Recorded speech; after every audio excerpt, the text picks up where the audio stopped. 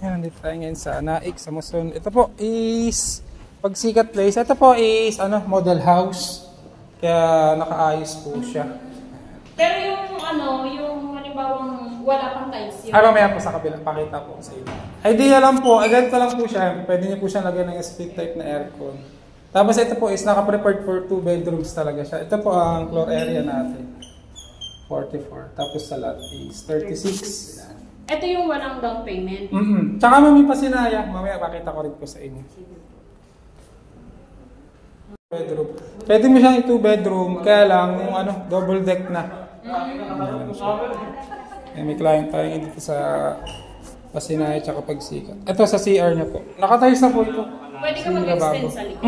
Pwede po. Hanggang dito po ang natin. Ito po, space natin sa CR.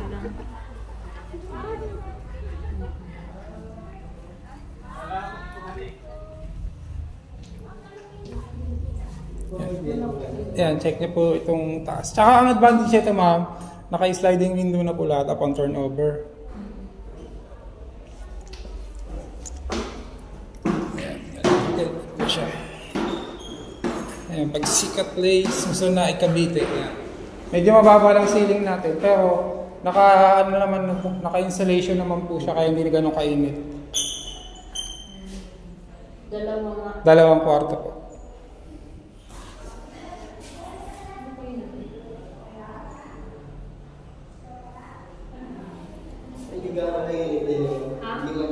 Ano kasi to, sir? Parang province vibes pa po. Compulsory niya maraming pampalayan. Hindi masyadong mainit. Para doon din ako yung mainit. Ay, mainit po din sa Gentry. Dito din sila yung sa Naik. Naik din po ba sila? Melanin. Sa Malainin. Oo. Doon sila na-relocate. Pero yun ang relocation. Ang problema sa relocation, ma'am, lang yun, rights lang po ang hawak natin. Wala siya titulo talaga. Pero pag natapos daw yung bayad, may Hindi ko lang sure. Kasi yung iba po kasi, sa bagay yung kasi, kung looban naman ng property na bigay sa kanila, okay lang. Mayroon po kasi pag along the highway, kagaya na ngayon, marami mga road widening sa Cavite. Pag tinamaan ng property mo, wala ka naman titulo. Rights lang, wala kang laban. Ayan, sila client po. Pag dito kayo, ma'am, mag-a-avail, ang possible turnover po this year. Tapos wala po kayong babayarang down payment tsaka equity. 10K lang po ang processing fee. Kasama na po yung processing po sa Meralco tsaka tubig. Tapos, ang advantage po nito ngayon, naka-less 50,000 po siya sa total contract price. Ayun po yung ayun yung sinabi niya. Ang TCP po kasi nito is 1.2. Magiging 1.150 na lang kasi nga po naka-promo siya.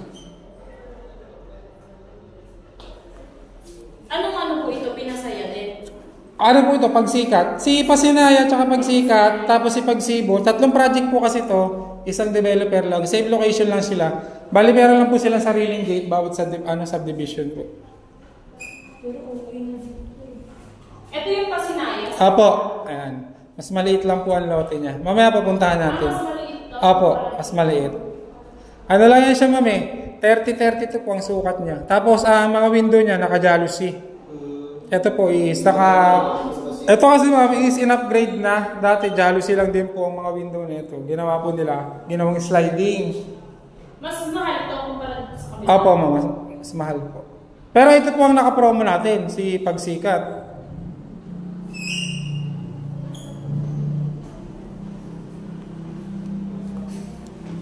Client. Mamaya titignan lang si Pasinaya. Pwede yung lagyan ng grills sa ilang Opo, pwede po. Pero hindi namin ina-advise yung grills, ma'am, pagdating sa salamin. Kasi if ever po halimbawa magkasunog, hindi wala kayo mahal. Pwede kayo magpalagay, ma'am, ng grills, pero dapat yung may lusutan pa din.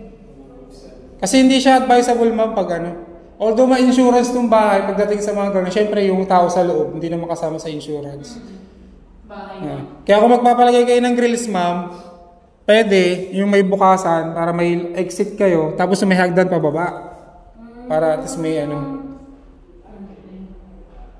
Tsaka ito, ma'am, ko na rin kasama po kasi ito kasi may solar. Pero po hindi niya po siya magagamit. Pero nakakontrata kasi yun kay kay developer. Kumbaga gagamitin siya sa ibang project. Ang advantage lang po nun, yung maintenance po ng solar na yun is free. Wala po kayong babayaran. Tsaka cover na rin siya sa bubong nyo. If ever na, kaganto, mainit. Hindi masyadong maapektuhan ng bubong nyo. Pag maulan, hindi ganun kaingay kasi naharangan siya. Tapos pag nasira po siya, i-report nyo lang po dito sa office, sila na po bahala mag-maintenance na. Aayusin na nila.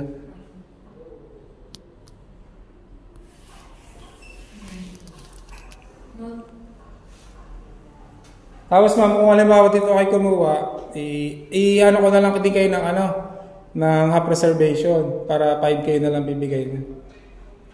Magkano naman yung monthly amortization? Ang estimated po natin dito ma'am, pag kay regular unit, nasa 7.3 sa 7.5 lang po. Yung monthly income doon? Ang required po ma'am, dito talaga is 22,000. Di ba ang sahod niya naman nasa 14,500. Kaya magko-co-borrower si sir. Dati po talaga bawal ang co-borrower dito pag hindi kasal. Ngayon po, inallowed na po ni developer na mag-co-borrower kahit hindi kasal basta may anak. Papakita lang po yung birth certificate ng anak. Pinaka-proof. Hindi, okay lang po. Kung dito naman ma'am, kailangan kasi natin requirements si sir. Bali, kailangan maasikaso din talaga agad kasi ito po is naka-street filing. Kung magpapareserve po kayo ngayon, dapat dala na yung requirements. Hindi, pwede naman po itapalo na lang yun. Kasi magre-reserve po tayo dito, dun po sa office namin sa Tansa. Dun po kayo mag-fill up sa pinaka-office namin.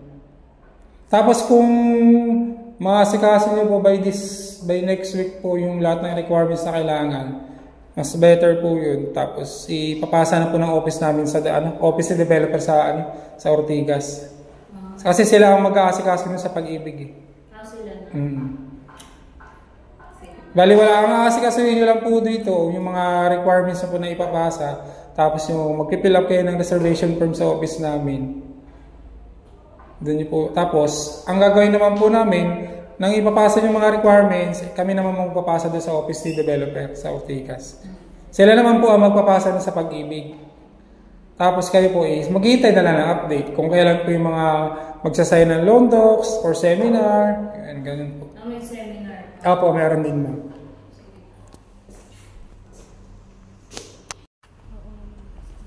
Yan, hindi tayo nga kay Pasinaya. Pakita ko na rin po. Ito po ang dress up unit nila. Hinilak. Yan. Dress up. Parehas lang doon naka-dress up. Yan. Oo, mas maliit. Mas maliit po ito. Kasi ang pamilya naman palaki, hindi naman paliit eh. Di ba? Pag dumami ang anak mo, yung bahay mo, syempre. Ayan ma'am ang niya, floor area niya. 32 square meter. Ito na 30. Doon kasi 44-36. Kaya 2 bedrooms po siya. Ito one lang. Pero kung ito ang kukunin mo, pasok na sahod mo dito kahit di naman ko borrower si sir. Doon na lang sa may co-borrower. Oo, kasi parehas naman kayong employed. Ang kinagandahan lang dito, wala kang babayarang down payment. Alam mo, tumatakbo yung buwan habang naghihintay ka, nakapag-ipon ka. At least, alimbawa, ma-turnover sa'yo yung bahay po. Gusto mo nang, kahit ipagawa, magkano lang magastos mo rito, ma'am, sa tiles? Ang liit lang to eh. Yung 60 by 60 na tiles, ilang tiles lang po ito. Ang ano lang bakod. Bakod. Medyo malang bakal. Maliit lang to ma'am, ilang hollow blocks lang ano mo dito. Kung half lang na bakod ang gagawin mo, di na magano kalakihan. Kasi maglalagay ka naman ng gate dito. Ang importante yung bakod talaga sa likod. Yan. Kasi kami katalikuran ka din. Pwede naman yung extend kuya, di ba? Kung sakali. Ganito lang ang taas niya. Ito po is 1 bedrooms lang talaga.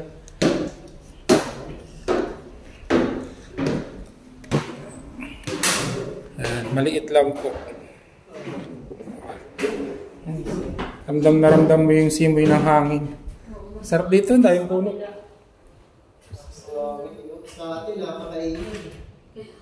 Kung mahilig ka mag-ride, sir, lapit lang ng Kaibiyang Tunnel dyan. No?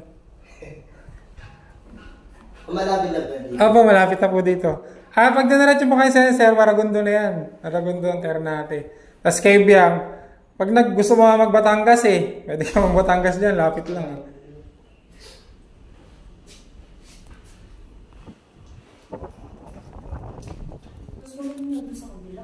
Opo. Tsaka mas ano kasi siya mas elegant kasi naka-sliding window. Imagine mo magkano rin magagastos mo dyan sa sliding window. Ilan yan, no? Oo, ang dami lahat eh. Parang may butas eh.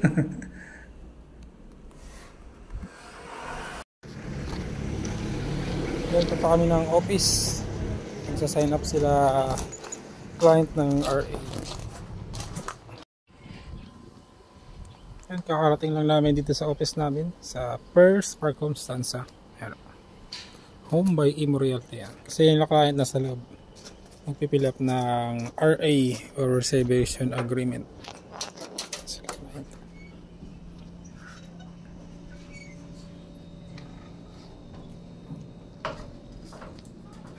Sa office.